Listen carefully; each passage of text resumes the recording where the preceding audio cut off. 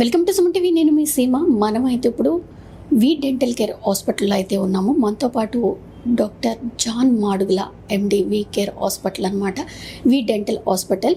అయితే ఈ మధ్యకాలంలో చూసుకుంటే అంటే ఎవరు కూడా దంతాల గురించి ఎవరు కూడా సంరక్షణ తీసుకోవటం లేదు.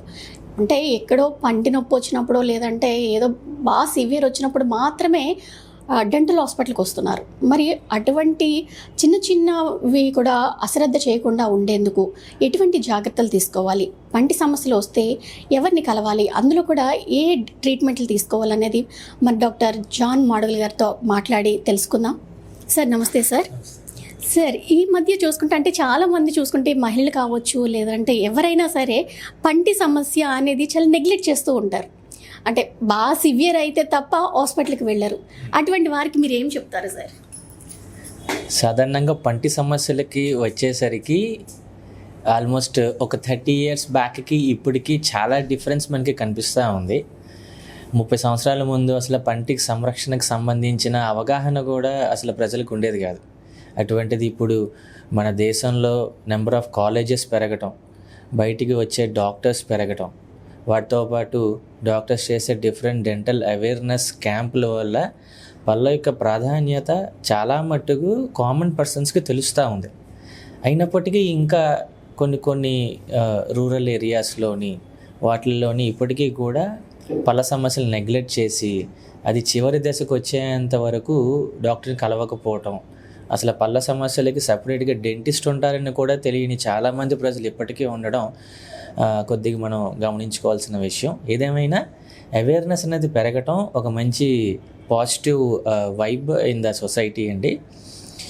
ఇప్పటికీ కూడా మా దగ్గరికి పళ్ళ సమస్యలకు సంబంధించి పన్ను తీయటం వరకే అడిగే పేషెంట్స్ ఉన్నారు. అట్లాగే అడ్వాన్స్ టెక్నాలజీస్ ఆఫ్ ఇంప్లాంట్స్ వరకు అడిగిన పేషెంట్స్ కూడా ఉన్నారు. సో ఇంకా మనం అవేర్నెస్ని క్రియేట్ చేయాలి, డెంటిస్ట్ని ఇంకా ముందుకు తీసుకెళ్ళాలి. దంత సమస్యలు రావటానికి అంటే వయసుతో సంబంధం ఉంటుందా? దంత సమస్యలు వయసుతో సంబంధం అనడం కన్నా వాళ్ళు పాటించే శుభ్రత వల్ల సమస్యలు వస్తాయి రావనేది ఉంటుందండి. సాధారణంగా చిన్నప్పుడు పాలపళ్ళు వచ్చే టైం అప్పుడే సరైన శుభ్రత పాటిస్తే, సరైన అవగాహన నుండి పాటిస్తే పాలపళ్ళు పడిపోయి వచ్చే పెర్మనెంట్ పళ్ళు కూడా చాలా శుభ్రంగా ఎటువంటి పుచ్చులు లేకుండా వస్తాయి. సో ఆ టైంలో చేసే నెగ్లిజెన్స్ కంటిన్యూషన్లో పెర్మనెంట్ పళ్ళు కూడా తగిలి అవి వయసు రీత్యా పెరుగుతూ ఒక వయసు వచ్చేసరికి అవి పెద్దగా ముదిరిపాకన పడి అప్పుడు పెద్ద సమస్యలు కనిపించడం జరుగుతూ ఉంటుంది. లోపల చిన్న చిన్న పొక్కులు రావటము లేదంటే దంతాలు చివర అంటే ఇంకొక ఎముక కానీ ఇటువంటి అంటే ఏదైనా సమస్యలు అవి వంశపార్యపరంగా వచ్చే అవకాశం ఉంటుందా? వంశపారపర్యంగా పళ్ళ సమస్యలు రావటం అన్నది కేవలం 1% అండి. 1% అవుట్ ఆఫ్ 100% అండి. అంటే ప్రతి 100 మందిలో చూసుకుంటే ఒక్కరికి, అది కూడా మీరు అబ్జర్వ్ చేయండి, ఒరిస్సా ప్రాంతం జనాలు చూస్తే వాళ్ళకి ఈ దవడ ఎముక ముందుకు ఉంటుంది. అట్లాగే గిరిజన ప్రాంతాల నుంచి వచ్చిన వాళ్ళు అరకు సంథింగ్ అటు సైడ్ చూడండి, వాళ్ళకి కూడా ఈ దవడ ఎముక ముందుకు ఉండడం జరుగుతూ ఉంటుంది. ఇట్లాగా వీటిని స్ట్రక్చరల్ డిఫార్మిటీస్ అంటాం. అంటే పుట్టుకతో వచ్చే స్కెలిటన్లో వచ్చే డిఫార్మిటీస్, అలాంటి వాటిల్లో సమస్యలు అలాంటివి మనకి జెనెటిక్గా కనిపించడమే తప్ప పుచ్చిపళ్ళు జెనెటిక్గా రావటం లేదా ఎక్కువ పళ్ళు రాలిపోవటం మా అమ్మమ్మలో ఉందండి నాకు కూడా కనిపిస్తుందండి, అవన్నీ జస్ట్ సింక్ చేసుకుంటారే తప్ప అటువంటివి ఏవి జెనెటిక్గా ఉండవండి. ఎముకకు సంబంధించిన ఎత్తు వంకర్లు, పళ్ళు కొంతమందికి ఎగుడు దిగుడు రావటం అవి జెనెటిక్గా మ్యాచ్ అయ్యి ఉంటాయి తప్ప సమస్యలు అంటే పళ్ళు లేకపోవటం, పుచ్చు పళ్ళు, కిందన ఎముకకు సంబంధించిన సమస్య, అనారోగ్యం, ఇటువంటివి ఏవి జెనెటిక్గా ఉండవండి. అంటే చాలామంది కూడా అంటే పన్ను తీస్తే అమ్మో కంటికి ఏమైనా అయిపోతుందేమో, ఏదైనా పన్ను అంటే పిప్పన్ను తీసుకోవడానికి కూడా భయపడుతూ అపోహలతో ఉంటారు. వాళ్ళకి మీరు ఏం చెప్తారు సార్? సాధారణంగా ఒక 30 నుంచి 50 సంవత్సరాల ముందుకు వెళ్తే పన్నును తీయటానికి మీరు చాలా పిక్చర్స్ కూడా నెట్లో చూస్తూ ఉంటారు. పన్నును తీయటానికి కూడా ఒక ఏనుగుకి తాడునిచ్చి ఏనుగుతో దంతాన్ని లాగిపించటం, లేదా డాక్టర్ తీసేటప్పుడు చాలా బలవంతంగా బయటికి తీయటం అట్లా జరిగేది. అంటే అప్పట్లో అసలు ఎటువంటి ప్రొసీజర్స్ కానీ ఏమి ఉండేవి కావు, చాలా ప్రిమిటివ్గా ట్రీట్మెంట్స్ జరిగేవి. అటువంటి రఫ్ ట్రీట్మెంట్ ప్లానింగ్స్లో నరాలకు సంబంధించి పంటి నుంచి ఆ బరువు లేదా ప్రెషర్ పైన కళ్ళ వరకు వెళ్ళి ఏమైనా అప్పుడప్పుడు కళ్ళ సమస్యలు వచ్చేవేమో కానీ ఇప్పుడు మారిపోయిన అత్యాధునిక దంతవైద్య పరిమాణాల్లో పంటికి సమస్య ట్రీట్మెంట్ చేసేటప్పుడు కంటికి ఎటువంటి సంబంధం లేకుండా మనం ట్రీట్మెంట్ చేస్తున్నాం. అసలు పళ్ళకు చేసినప్పుడు కంటికి సమస్య రావటం అన్నది అసలు ఇప్పుడు 0.001% కిందే మేము చెప్తామండి. సో ఎందుకంటే చాలా టెక్నాలజీస్ మారిపోయి పేషెంట్కి చేసే ట్రీట్మెంట్స్ కూడా ఎక్కడా కూడా పేషెంట్ డిస్కంఫర్ట్ లేకుండా, ఎటువంటి సైడ్ ఎఫెక్ట్స్ లేకుండా, ఎటువంటి అదర్ ఎఫెక్ట్స్ రాకుండా ట్రీట్మెంట్ చేయడంలో చాలా టెక్నాలజీస్ మారిపోయాయి. కూడా వచ్చిందా సార్? వచ్చిందండి. పెయిన్లెస్ డెంటల్ ట్రీట్మెంట్స్ అంటాం. ఒకప్పుడు ఇది కూడా ఒక మంచి అపోహ ఒకటి ఉంది. లైక్ పంటి ట్రీట్మెంట్ అంటే చాలామంది భయపడిపోతారు. చాలా నొప్పి ఉంటుంది, రూట్ కెనాల్ ట్రీట్మెంట్ అంటారు, చాలా నొప్పి వచ్చేస్తుంది, పన్ను తీసిన తర్వాత అసలు 4-5 రోజుల పాటు అసలు మనం ఏం చేయలేము. ఇవన్నీ ఏంటంటే పాత పద్ధతులండి. ఇప్పుడు మారిపోయిన కొత్త టెక్నాలజీస్లో పన్ను తెల్లవారి తీస్తే సాయంత్రం నుంచి మళ్ళీ వాళ్ళు డ్యూటీకి వెళ్ళిపోవచ్చు, లేదా వాళ్ళ కామన్ పనులు చేసుకోవచ్చు. అండ్ పన్ను పెట్టే ప్రాసెస్ కూడా అసలు ఎక్కడా కూడా వాళ్ళు లీవ్ పెట్టాల్సిన అవసరం లేదు. ఉద్యోగాలకి ఎక్కువ టైం స్పెండ్ చేయాల్సిన అవసరం కూడా లేకుండా జస్ట్ ఒక 1 hour 1.5 hourలోనే ట్రీట్మెంట్ ప్రొసీజర్ కంప్లీట్ చేసి పంపించడం. పన్ను తీసిన తర్వాత మ్యాక్సిమం ఒక 1 hour పోస్ట్ ఆపరేటివ్ కేర్ తీసుకున్నాక మళ్ళీ వాళ్ళ కామన్ డ్యూటీస్లోకి దిగిపోవడం. ఇంతవరకు టెక్నాలజీస్ మారిపోయాయండి. సో అటువంటి అపోహలేం పెట్టుకోవాల్సిన అవసరం లేదు. ఇప్పుడు అసలు రాకుండా ఎటువంటి జాగ్రత్తలు తీసుకోవాలి? మనకి ప్రకృతి అన్నీ కూడా ఫ్రీగా ఇస్తుందండి, మనమే వాటిని వదిలేసి ఖర్చు పెడుతున్నామండి. ఆరోగ్య సమస్యలు అన్నీ రావడానికి కారణం న్యాచురల్ ప్రొడక్ట్స్ని పక్కన పెట్టి ఆర్టిఫిషియల్ ప్రొడక్ట్స్. అలాగే పళ్ళ సంబంధించిన సమస్యలు రావడానికి కూడా కారణం మనం సరైన అవగాహన, అంటే వాటికి తీసుకోవాల్సిన బేసిక్ పరిరక్షణని తీసుకోకపోవడం వల్ల. బేసిక్ పరిరక్షణ అంటే వెరీ సింపుల్గా చెప్పుకుందామండి. రోజుకి 2 సార్లు బ్రష్ చేయండి, తెల్లవారి రాత్రి.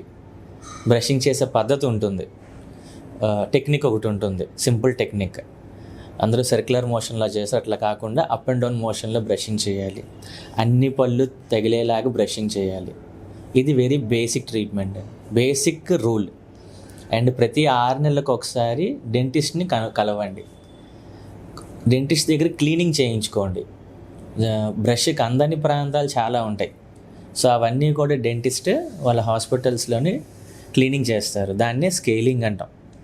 సో ఇట్లా మనం ఒక గుండె ఆపరేషన్ చేయించుకున్న 6 నెలలకు ఒకసారి చెకప్ అంటారు, లేదా ఒక వయసు దాటిన తర్వాత కంప్లీట్ బాడీ చెకప్ ప్రతి సంవత్సరంకి ఒకసారి చేయించుకోమంటారు.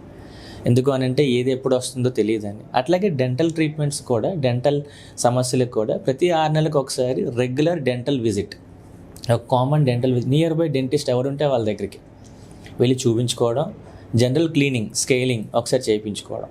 ఇవి పాటిస్తే ఎటువంటి సమస్యలు లేని వాళ్ళకి 99% కొత్త సమస్యలు రావు.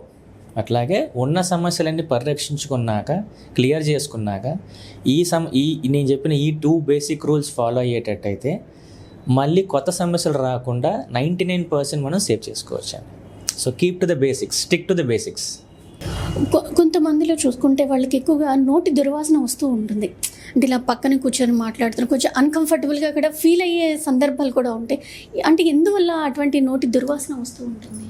సాధారణంగా నోటి దుర్వాసన అన్నది ఎవరికి వాళ్ళకి తెలియదండి. వాళ్ళ నోట్లోంచి ఒక వాసన వస్తుందన్న విషయం వాళ్ళు గమనించుకోలేరు. పక్కనుండే ఒక బెస్ట్ ఫ్రెండో లేకపోతే నియర్ బై వాళ్ళ రిలేషన్ వాళ్ళు చెప్తేనే తెలుస్తూనే ఉంటాయి.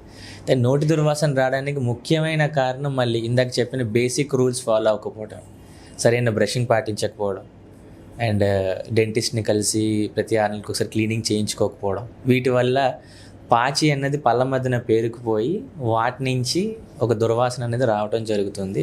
దాన్నే మా డెంటల్ భాషలో హ్యాలిటోసిస్ అంటామండి. అయితే హ్యాలిటోసిస్ కేవలం ఈ పాచి వల్లనే కాదు, ఇంకొద్ది డీప్గా వెళ్ళేటట్టయితే కొన్ని మెడికల్ కండిషన్స్ వల్ల కూడా ఈ హ్యాలిటోసిస్, నోటి దుర్వాసన వస్తూ ఉంటుందండి. అట్లాగే కొన్ని మెడిసిన్స్ వాడుతూ ఉంటారు కొన్ని సమస్యలకి, వాటి వల్ల కూడా నోటి దుర్వాసన వచ్చే అవకాశం ఉంటుంది. ఏదేమైనా అది ప్రారంభ దశలో ఉన్నప్పుడే మనం గమనించుకొని మనం వెరీ బేసిక్గా క్లీనింగ్ అన్నది చేయించుకుంటే చాలా మట్టుకు 99% అక్కడ ఆగిపోతుందండి. బట్ ఆ నోటి దుర్వాసన అన్నది లోపల పాచి వల్ల వస్తుంది కాబట్టి పాచి చేయవలసిన చెడు అంతా కూడా లోపల చేస్తూనే ఉంటుంది, తన పాత్ర తను పోషిస్తూ ఉంటుంది. చేస్తున్నప్పుడు ఎక్కువ కేర్ తీసుకొని బ్రష్ చేస్తున్నా కూడా కొంతమంది వస్తూ అంటే వాళ్ళకి ఏమైనా ఆరోగ్య సమస్యలు అంటే పలానా షుగరు లేదంటే ఇటువంటి వాటి వల్ల వస్తూ ఉంటుంది. అదే ఇందాక చెప్పాను కదండి, కొన్ని మెడికల్ కండిషన్స్ వల్ల కూడా నోట్లో దుర్వాసన వస్తూ ఉంటుంది. లైక్ కొంతమంది డయాబెటీస్ పేషెంట్స్ ఉంటారు, వాళ్ళకి కిందన ఎముక తగ్గిపోతూ ఉంటుంది. It's a common side effect of diabetes అండి. తెలియకుండానే ఎముక తగ్గిపోతూ ఉంటుంది. సో ఆ ఎముక తగ్గిపోయేటప్పుడు వచ్చే స్పేస్లోకి పాచెల్లి చేరి అక్కడి నుంచి నోటి దుర్వాసన రావటం జరుగుతూ ఉంటుంది. అట్లాగే ఎముక తగ్గిపోవటం అన్నప్పుడు ఎముక గుజ్జులాగా తయారైపోతుంది, మెత్తగా తయారైపోతుంది. గట్టి ఎముక అంటాం, మెత్తబడిపోయిన ఎముక పోయినట్టే. సో ఆ గుజ్జులాగా తయారైపోయిన ఎముక నుంచి కూడా దుర్వాసన రావడం జరుగుతూ ఉంటుంది. సో ఇట్లా కూడా మనకి నోటి దుర్వాసన వచ్చే అవకాశం ఉంటుంది.